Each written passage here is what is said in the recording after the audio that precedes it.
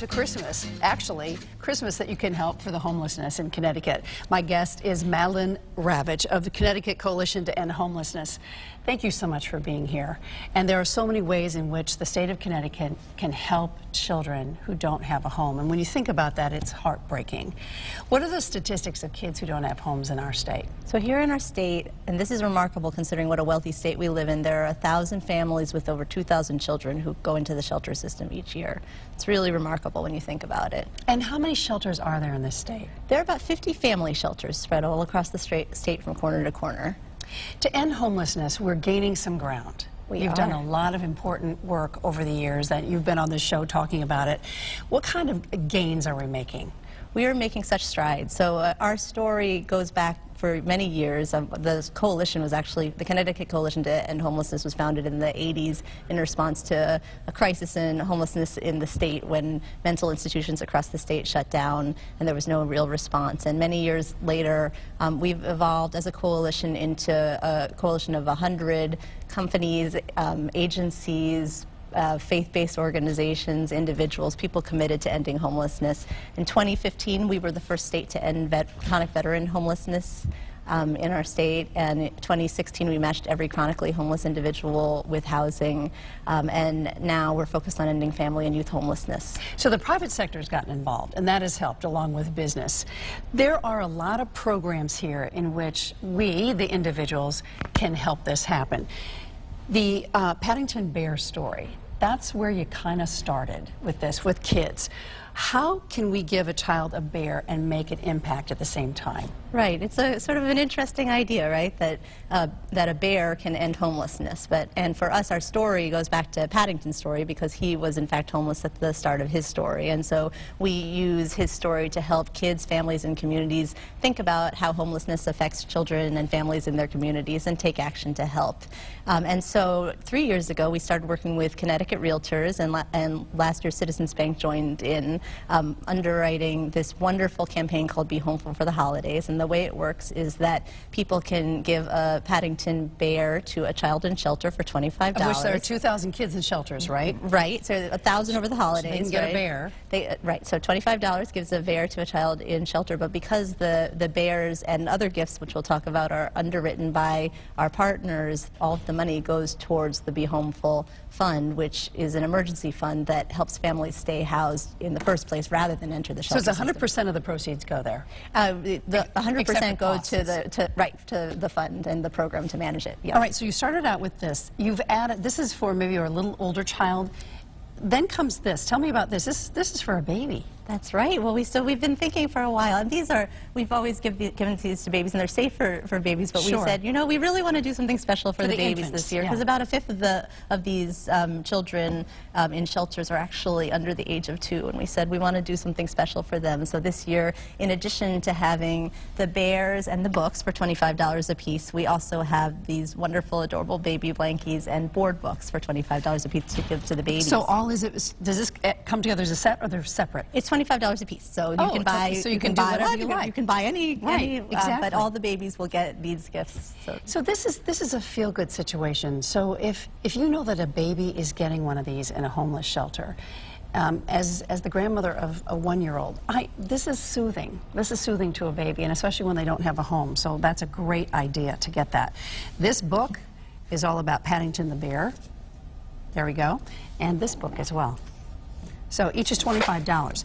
Now you're also involved in the schools. That's right. How are we involved there? So we've been working in schools for some time now because we think it's really important to help people think differently about homelessness and realize that it is possible to end homelessness for children in our communities, and that starts with children. So children are our most important champions. We call the children who are involved with us as volunteers Paddington ambassadors, and this year we're doing something a little bit special, which is we just rolled out our new Be Homeful lesson plans, which are age-appropriate lesson plans starting at preschool, going all the way up to high school. That's terrific. And the younger ones use Paddington's story to get the really little ones to think about the importance of having a home. In elementary school, they think about how Paddington would have felt when he didn't have a home. And then starting in 5th grade, we use a real-life story of actually one of my colleagues and her sister talking about their own experience with homelessness and how it's affected their lives. And are schools really embracing this?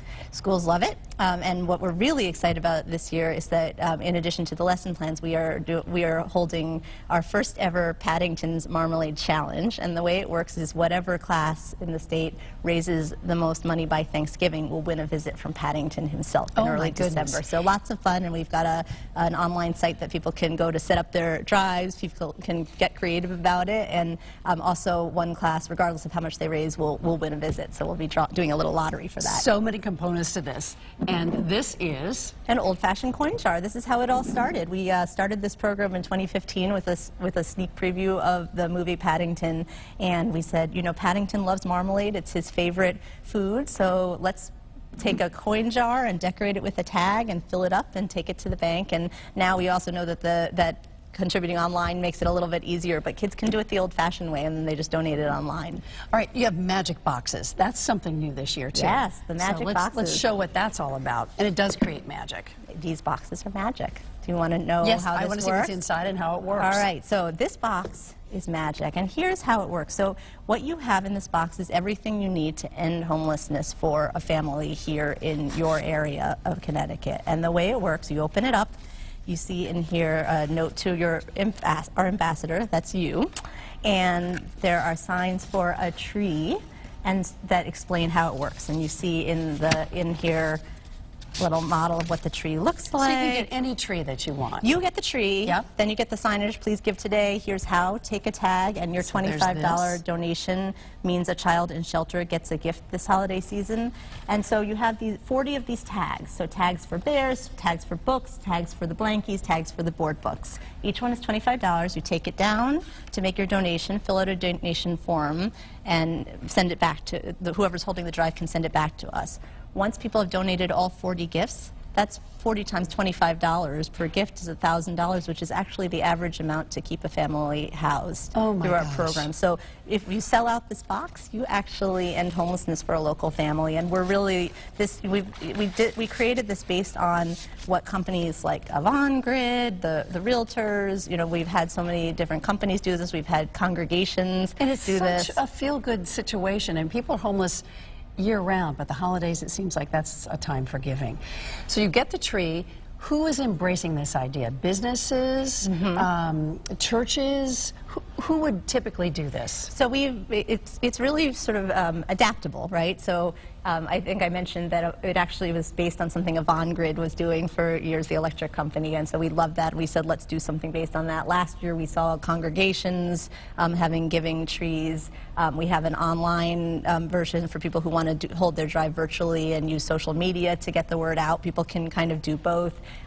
People can also create a Paddington Bear Raiser wall, so you know, if a Christmas tree doesn't suit you, there are other things you can do. So we encourage people to be creative and to tell us what they've done using social media. Our social media is Be Homeful, and you know, we like to hear that because it'll inspire the next person, and that's what this is all about. It's building a movement to end homelessness for families here in Connecticut. I see this as just a fabulous idea.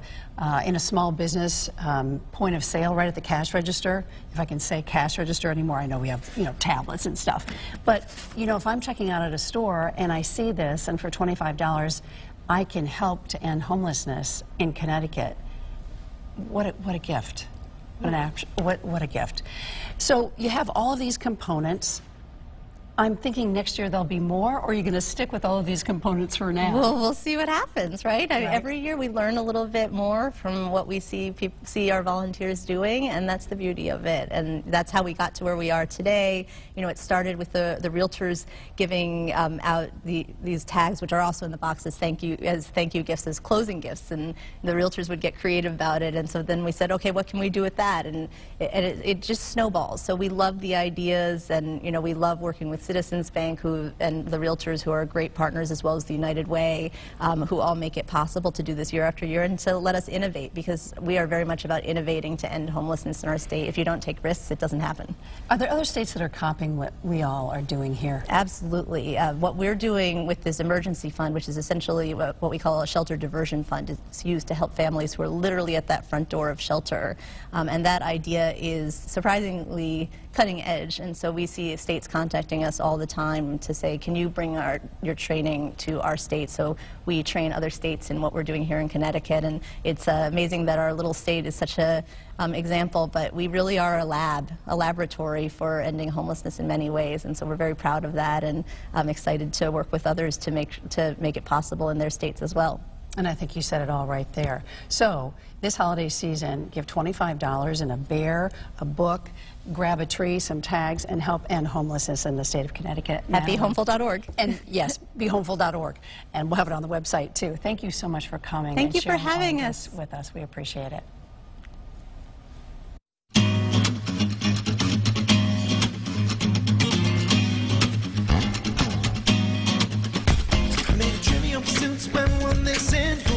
Spend all night kissing and the bumper's right here, then who else is missing? Got a little sidetracked to find myself wishing to find the keys to the door, but it's also a metaphor. Need to keep locked in the grocery store, but mine just the same time. Skip right ahead to the last ride.